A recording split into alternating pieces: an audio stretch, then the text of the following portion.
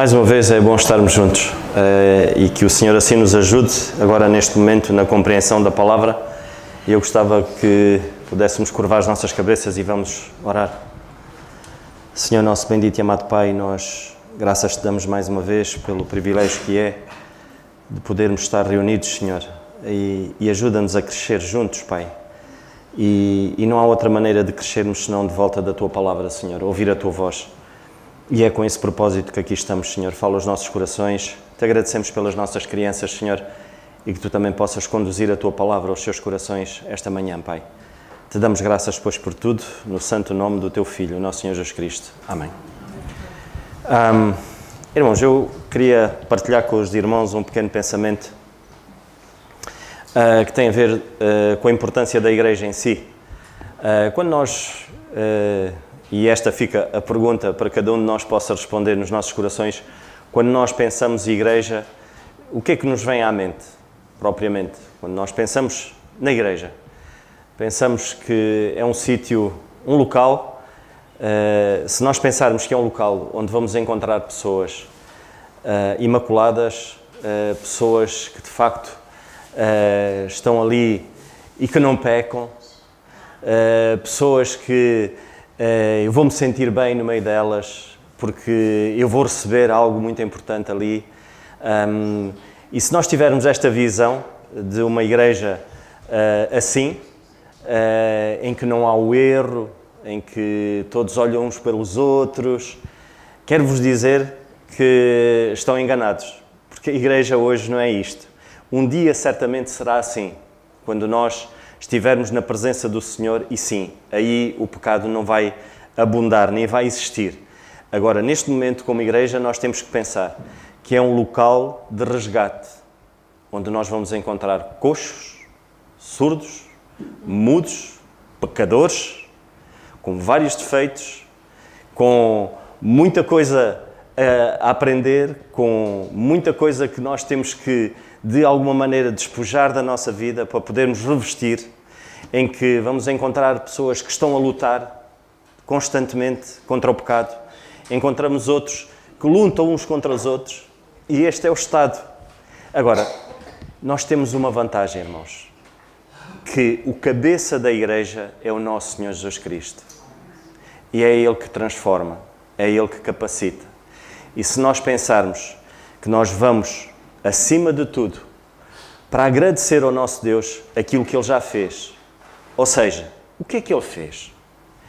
Imagina, eu não sei qual é o estado da alma de muitos aqui, mas que possamos pensar nesta graça do nosso Deus.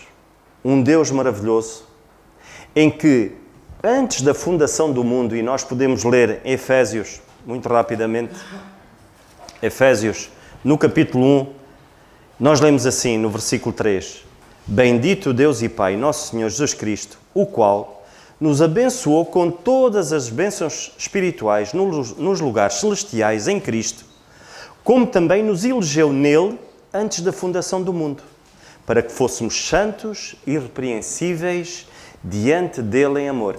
Agora, reparem nisto, esta graça de Deus, através da sua igreja, ou seja, antes da fundação do mundo, o Senhor já tinha isto preparado. Agora reparem, é o nosso Senhor que preparou a sua igreja antes da fundação do mundo. Com quê? Com todas as bênçãos. Não é com algumas, é com todas as bênçãos espirituais. Sabem, eu costumo dizer que o facto de nós percebermos de que a igreja é um corpo, em que quando nós queremos no nosso coração, imaginem, lá em casa, nós conseguimos compreender este amor de Deus, que entregou o seu Filho para morrer pelos meus pecados, para que os meus pecados caíssem sobre Ele, para que eu hoje recebesse a santidade de Deus, a santidade do Senhor Jesus Cristo. Para quê? Para que Deus, quando olha para mim, Ele não vê o Nando nos seus pecados, mas Ele vê Cristo no Nando. Porquê? Porque eu reconheci que era pecador, reconheci que o Senhor Jesus Cristo, o meu Salvador, foi à cruz pelos meus pecados. Então eu em casa, em qualquer lado, Até posso estar no momento mais difícil da minha vida. Mas eu fecho os meus olhos e eu reconheço de facto que o Senhor é o meu Salvador. A partir desse momento, Deus pega em mim e coloca-me no corpo. E que corpo é este? É isto, é a igreja, irmãos. A igreja não é para nós estarmos, a igreja é para nós vivermos. Porquê? Porque quando um membro é colocado no corpo, o corpo é um corpo vivo. Ele toma vida. Sabem, eu umas semanas ando com uma dor na ponta do dedo mindinho. Vejam lá, até me custa dizer isto. Irmãos que sofrem tanto, e eu ando com uma dor na ponta do... Eu nem abro a minha boca, a Wanda sabe disso. Porque ela disse, ela não está aqui, eu posso falar à vontade. Ela disse, olha, de manhã vais tomar um copo de água com uma colher de vinagre dentro do copo. Eu só tomei uma vez, irmãos. Aquilo amarga, mas amarga. E assim, eu agora tenho que tomar um copo de água todos os dias de manhã com uma colher de vinagre. Isto faz-te bem, isto é não sei o quê, e uma colega disse-me que fazia bem. Mas uma coisa é certa, eu só tomei um dia. Depois eu perguntei à Priscila, tenho uma enfermeira em casa, e temos aqui o nosso João, pode confirmar. E ela disse, olha, isso é mito. E eu, graças a Deus, que é mito. Já não vou tomar mais a tal água com vinagre. Mas isto para quê? Uma dor na ponta do dedo mindinho, e incomodava-me, mas eu só comentava com ela. Eu não comento com ninguém, porque é uma vergonha, irmãos. Tanta gente a queixar-se com tanta coisa, mas isto para dizer o quê, irmãos? O dedo mindinho, que é uma coisa insignificante, pensamos nós, e ainda para mais a ponta, nem é o dedo todo, é só a pontinha. E assim, mas o incómodo que faz. Sabem que a igreja, aqueles que nós pensamos, muitas das vezes, aos nossos olhos, vejam lá. Isso foi quando nós vemos, quando o Senhor escolhe David. Nós vemos que o Senhor escolheu como? O Senhor não escolhe como aos homens. E às vezes a nossa tendência é essa. Aquele irmão, nós não sabemos quantas vezes aquele irmão ora por nós. E eu dou graças a Deus, porque uma igreja viva, o corpo vivo, é isto. É quando nós que nos convertemos, somos colocados nesse corpo. E é importante que possamos sentir essa vida. Estão a perceber, irmãos? O dedo mindinho faz muita falta. Mas ele também não se pode excluir. Ele tem que estar lá. Para quê? Para que através do corpo ele possa receber os seus nutrientes. Para quê? Para que ele possa crescer, para que ele possa se tornar saudável. Estão a perceber o que é que eu quero dizer com isto, irmãos? Não há outra maneira de nós podermos crescer espiritualmente fora do corpo. Quantos há que dizem assim, não, mas eu em casa leio a Bíblia, eu vejo as reuniões de Zoom, eu, de alguma maneira, eu assim cresço. Esqueçam. Não se cresce assim. A coluna da verdade é a igreja.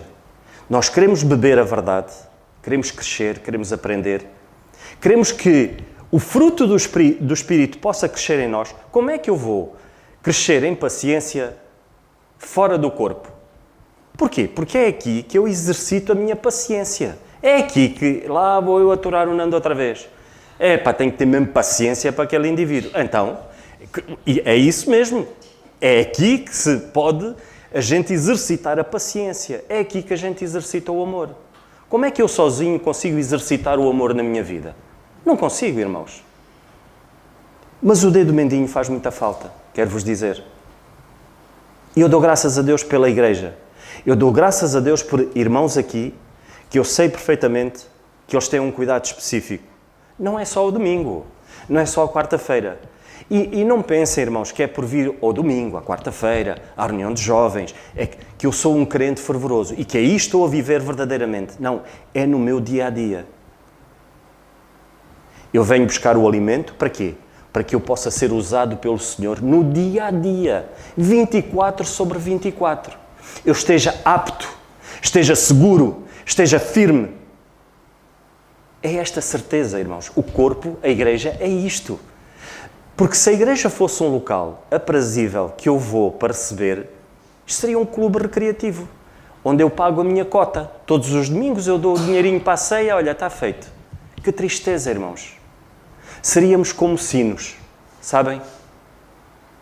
Há para aí muitos edifícios que têm um sino, que se diz em igreja, e só têm sinos. E a palavra de Deus diz-nos isso. A palavra de Deus fala-nos acerca dos sinos, mas já lá vamos aos sinos. Ainda acerca do dedo mindinho. Eu queria chamar aqui, eu não combinei nada com ninguém, mas eu vou chamar aqui um homem assim robusto, tenha força, o Wellington. O Wellington. Eu não combinei nada com o Wellington. Força, o Wellington, eu vou pedir ao Wellington que aperte a minha mão, desculpa Wellington, que aperte a minha mão com toda a força e eu vou agarrar o dedo mendinho dele, nós não combinamos nada, mas Wellington, faz favor, aperta com toda a tua força. Mais força, Wellington. Faltou. Não dá. Eu agarrei no dedo mendinho do Wellington e ele não consegue ter força. Ele, por muita força que eu faça, ele não consegue apertar a minha mão. Podes apertar o Wellington com toda a tua força que quiseres. Já que o dedo mindinho não tem força... Eu não posso alargar o dedo mendinho. Obrigado, Wellington. Obrigado. O dedo mendinho, quero-vos dizer, que faz muita diferença dentro da igreja. Sabem? E há muitos dedos mendinhos aqui na igreja. Eu dou graças a Deus por isso. Nós temos dedos mendinhos aqui que à quarta-feira se juntam para poder fazer visitação. Temos aqui irmãs que à quarta-feira se juntam para ir ver outros irmãos que não estão bem. Temos aqui dedos mendinhos que na sombra fazem muito. Temos dedos mendinhos que estão atentos às necessidades. Olhamos para eles e chegam aqui ao domingo, sentam-se e estão calados, não abrem a boca. E já lá vamos aos sinos. Não abrem a boca. Mas quero-vos dizer que fazem muito mais do que outros que fazem muito mais barulho. Porquê? Porque estão atentos às necessidades. Sabem? E eu dou graças a Deus por estes dedos mendinhos. Sabem que só o Senhor é que os conhece. Muitos deles. Irmãos, os dedos mendinhos fazem muita falta. E nós precisamos de os reconhecer. Estar perto. Às vezes passam tão despercebidos, passam pela sombra e nós não os vemos. Mas o Senhor vê. E graças a Deus por eles, irmãos. Graças a Deus. Sabem que a palavra de Deus diz que quando nós não conhecemos este amor, quando nós não reconhecemos este amor que Deus quer que cresça na igreja, a sua igreja viva, em que os nutrientes vão alimentar todo o corpo, é preciso nós estarmos atentos. E esse mesmo amor nós não conseguimos receber de outra maneira senão através das Escrituras. Conhecermos o nosso Deus verdadeiramente. A palavra de Deus diz-nos assim: ainda que eu falasse a língua dos homens e dos anjos e não tivesse amor, seria como o metal que soa e como o sino que tine. Uma igreja não precisa de sinos, irmãos. Uma igreja não precisa de alguém que fale mais alto que os outros e que queira receber toda a sua atenção. Sabem onde é que o que é que nós devemos fazer aqui? A atenção tem que estar para o nosso Senhor Jesus Cristo, aquele que deu a sua vida por mim. A Ele toda a nossa atenção, toda a nossa reverência. Ele tem que crescer para que eu diminua. Geralmente os sinos são grandes, mas também só são grandes porque são ocos por dentro. Os sinos fazem mais barulho que os outros. Os sinos são repetitivos, são mecânicos, fazem as coisas por ritual. E não deve ser assim, irmãos. Não sejamos sinos. E o mais grave ainda é que os sinos pesam. Já experimentaram levar um sino nas costas? Eu não, mas também não quero. Os sinos pesam. E infelizmente, muitos há que são sinos. Eu dou graças a Deus porque vejo muitos dedos mendinhos. Graças a Deus por isso. Como é que nós podemos crescer como igreja? É de facto conhecermos este amor. Este amor que o Senhor nos diz, e eu gostava de ler convosco, e podermos perceber de que foi o Senhor, o nosso Senhor, que preparou, como nós já vimos, antes da fundação do mundo.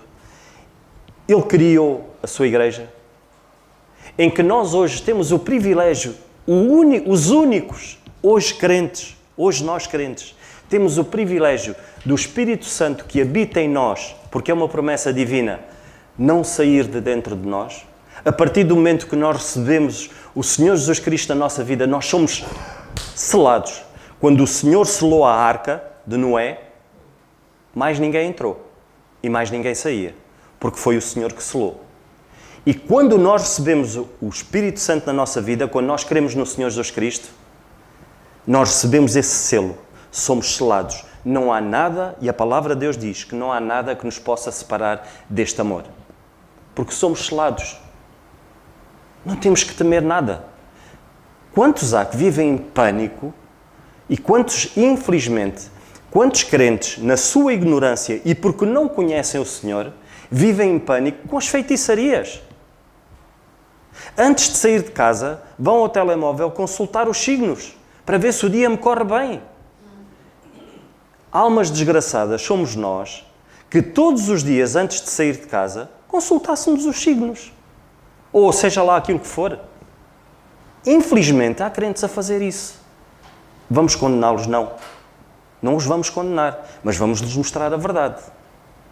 Se não há nada que me possa separar do amor de Deus, não há altura, não há profundidade, não há criatura alguma que possa me separar deste amor maravilhoso, por que é que eu hei de ter medo? Eu saio de casa de manhã na certeza de que aquilo que me acontecer vai contribuir para o meu bem. Mas lá está, nós temos de estar perto de Deus. Porque aquilo que nós fizermos, aquilo que nós semearmos, e o Senhor fala-nos acerca disso, aquilo que nós semearmos também vamos colher. Termos o conhecimento da palavra e aplicarmos na nossa vida. Não basta só ter o conhecimento e ponto. Seremos como sinos, irmãos, que só fazemos barulho, aqui dentro, e depois lá fora somos postos à prova. Temos que pôr em prática. Pôr em prática é semear. E se nós semearmos batatas, nós vamos colher batatas. Se nós semearmos batatas, não colhemos melancias. Se semearmos coisas boas, nós vamos colher coisas boas. E sabem, às vezes, ainda ontem, nós falávamos, com o nosso Carlos, estávamos aqui, e falávamos acerca de irmãos que sofrem. E que nós pensamos assim, para nós, não é? Epá, não faz sentido. Este irmão mais valia o Senhor levá-lo. Está a sofrer tanto. Sabem, nós diminuímos o Senhor à nossa insignificância. Sabem, é mesmo assim. Nós pegamos em Deus, transportamos-nos para a nossa realidade e diminuímos Deus. Sabem como é que nós fazemos? Como é que nós devemos fazer? O contrário. É tentarmos estar mais perto dele. Quanto mais perto dele estivermos, maior o vamos ver. Eu não sei, acho que o nosso irmão Carlos, ou foi o nosso Zé, que contou a história do menino, né? Que viu o avião lá longe e era tão pequenino. Um dia o pai levou ao aeroporto e ele então viu aquela enorme máquina. E às vezes com Deus é isso. Nós trazemos Deus à nossa insignificância. Então, o que é que nós fazemos? Transformamos este Deus maravilhoso, Criador de todas as coisas, onde Deus diz que as nações são como pó em cima de uma balança. E nós pegamos, trazemos e pusemos numa caixinha. E ao domingo abrimos, fechamos e ponto. Irmãos, que tristeza se assim for. Não, nós somos membros de um corpo maravilhoso e que Deus quer transformar. Nós devemos ser um navio de resgate, irmãos. Esse é o propósito de Deus para a sua igreja. E quando nós percebemos que este mesmo Deus maravilhoso fez tudo isso e dá-nos a promessa de que vamos viver uma eternidade com Cristo, então não é motivo para nós termos alegria? Não é motivo para nós vivermos de uma maneira plena, de uma maneira satisfeita, em saber que de facto nós temos essa certeza? Então há irmãos que estão doentes e nós não sabemos e pensamos, Senhor, era bom que o levasses. Era bom que o levasses? Não.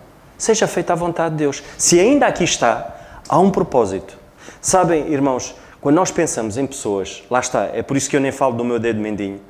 Quando nós pensamos em pessoas, e há uma irmã, particularmente, eu falo muito nela, e não me canso de falar nela, porque ajuda-me a ter... Vejam como é que o Senhor usa esta irmã. A mim, pessoalmente, ajuda-me a ser grato, todos os dias, por aquilo que o Senhor me dá. Ajuda-me a refrear a minha boca. Quando eu às vezes tento abrir a minha boca para me queixar da vida, eu penso nela. Mas o Senhor tem usado o sofrimento desta irmã para moldar o meu caráter, que é a nossa irmã Filomena. Uma irmã que está em São João da Madeira e que ela só consegue mexer os olhos. Eu já a vi umas quantas vezes. E quando eu saio de lá, irmãos, no meu coração só vem gratidão.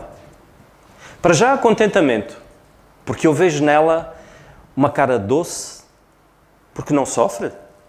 Não é porque não sofre. Mas é uma irmã que está perto de Deus. Consegue ver a dimensão de Deus na vida dela.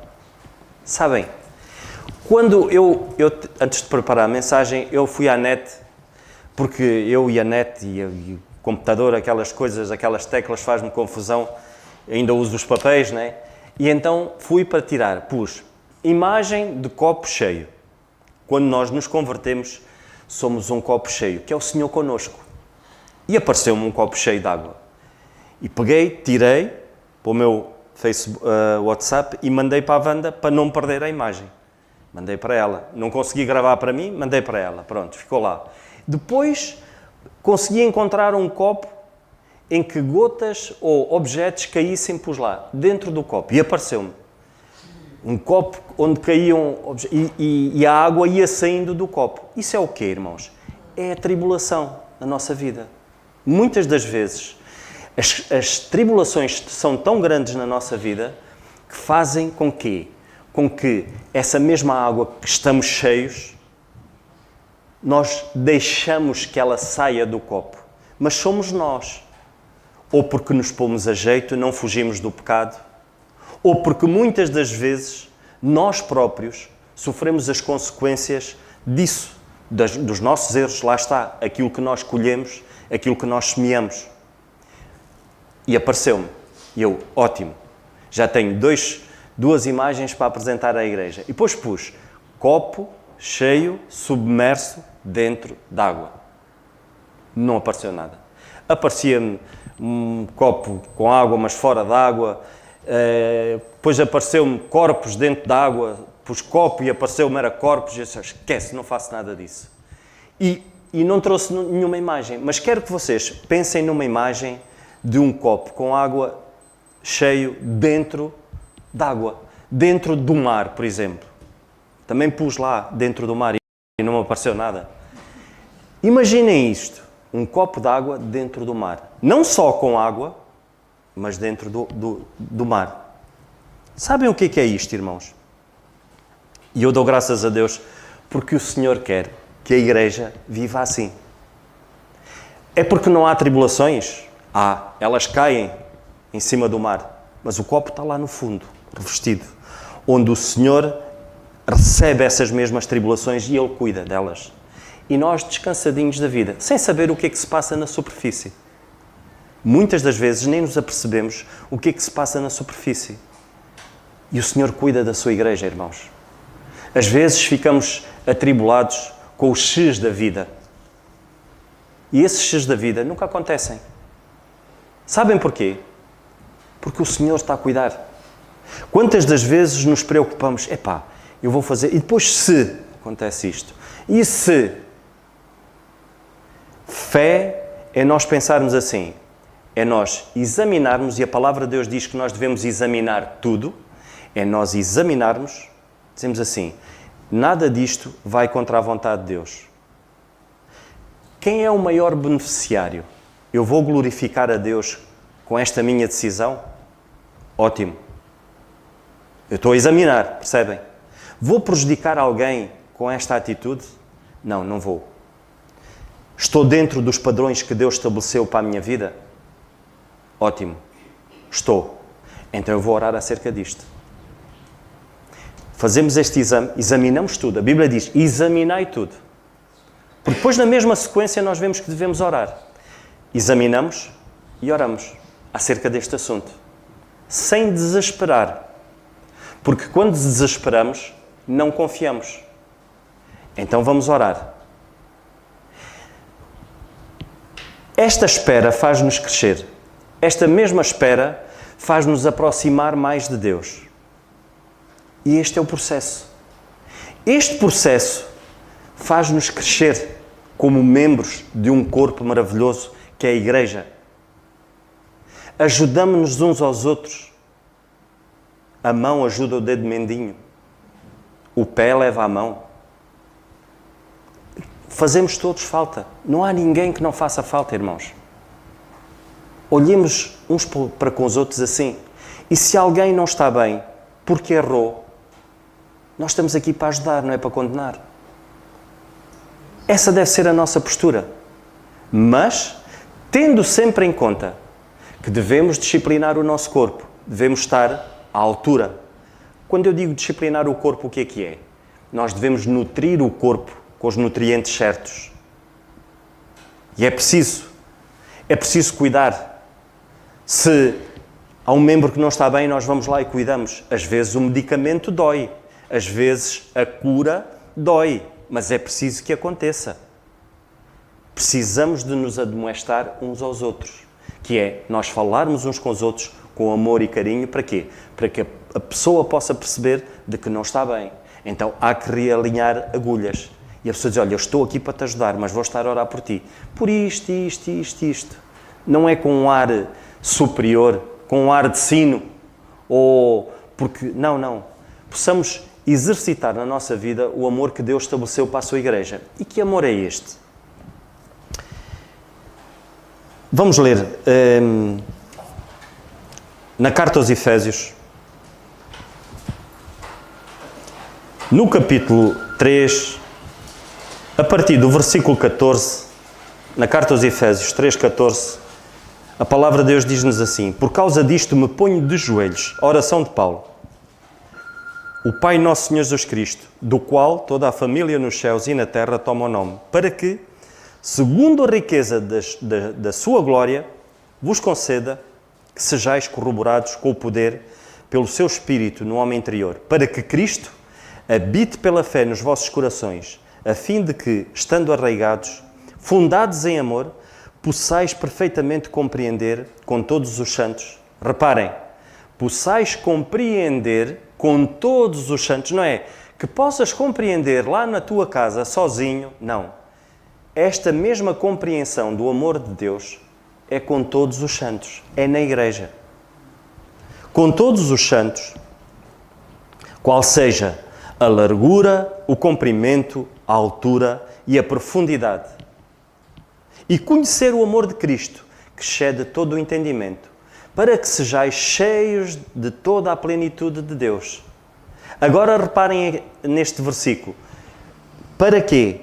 Que excede todo o entendimento, para que sejais cheios, não é de parte da plenitude de Deus, de qualquer coisinha, não, de toda a plenitude. E aí é que vem o copo, dentro d'água, no mar, revestido com água dentro e revestido com água. Isto é viver a plenitude de Deus. Mas antes disto, se nós não conhecermos este amor de Deus, que excede todo o entendimento, que é um amor que é incompreensível pelo homem, é um amor que não há altura, não há comprimento, nem profundidade que possam medir, de facto, este amor. Há que ter um entendimento disto. Há que perceber que o amor de Deus, a largura que o amor de Deus tem, abrange toda a gente. Não há exceção. O maior criminoso de todas as épocas e de todos os séculos que possa existir, tem a oportunidade de ser uma nova criatura em Cristo. Deus deu-lhe essa oportunidade. Não há limite. Este amor é assim. Nós temos que compreender isso. Então também não devemos fazer exceção de pessoas. Devemos ter esse cuidado. É um amor que, de facto, não há comprimento. Não conseguimos compreender o comprimento disso. Porquê? Porque dura para sempre. Conseguimos definir o que é a eternidade? Não conseguimos. Nós pensamos, há 10 mil anos atrás, o que é que aconteceu? Sabemos lá o que é que aconteceu. A nossa vida aqui é de 80 anos, ou 90 anos, ou que possamos chegar aos 100 anos. Daqui a 300 anos, ou a 400 anos, vocês acham que alguém vai se lembrar de nós? Daqui a 400 anos? Se o Senhor não vier antes buscar a sua igreja? Todos nós que aqui estamos, daqui a 400 anos, Esqueçam. Mas sabem uma coisa? Mas o Senhor sabe quantos cabelos cada um de vocês tem na vossa cabeça. E o Senhor sabe disso. E vocês serão esquecidos do Senhor? Não. Não há comprimento, não conseguimos medir este amor. É impressionante. É um amor que ele não é variável segundo as circunstâncias, como nós. Como é que nós revelamos amor aos outros? Muitas das vezes.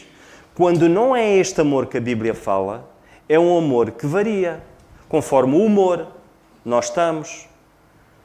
Quando nós estamos bem, sim, revelamos um amor, somos muito afáveis, muito simpáticos. Quando não estamos bem, esqueçam, cai o Carmo e a Trindade. Ou são as circunstâncias à nossa volta que nos favorecem, então nós vamos ser muito simpáticos.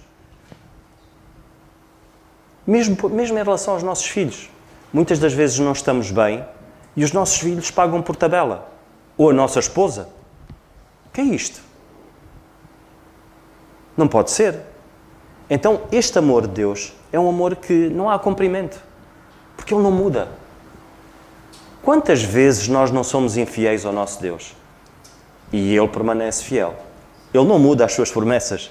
Ele não diz assim, espera aí, não foste coisa, agora também não... Os lugares celestiais, estás fora. Não. A promessa dele mantém-se.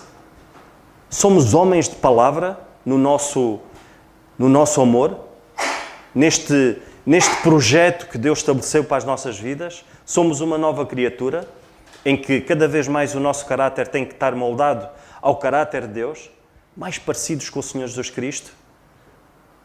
Foi esse exemplo que o Senhor Jesus Cristo veio trazer. Então devemos... Porquê? Porque o apóstolo Paulo disse, nós temos que ser imitadores de Cristo, ser meus imitadores como eu de Cristo. Então a nossa bitola é Cristo. Não é o Lucas, não é o Wellington, não é o Vladimir, não é o Zé, não é o Carlos, não, é Cristo. Quanto mais formos parecidos com Cristo, mais nós vamos entender este amor. Porque nós não podemos saltar de graus. É que se nós não percebermos isto, nós não vamos viver na plenitude de Deus. Sabem, é muito triste quando alguém olha para nós e não vê a diferença. Não vê que, aquele indivíduo, há ali qualquer coisa, ele está-lhe a acontecer isto, mas ele não muda. Ele continua a ser simpático para mim. Ele continua a ter a mesma postura. Há qualquer coisa ali que não está bem. Se lá fora não têm este olhar para connosco, há qualquer coisa em nós que não está bem, que precisa de ser reavaliada, precisa de ser examinada por nós, ponto a ponto. O que é que não está bem em mim?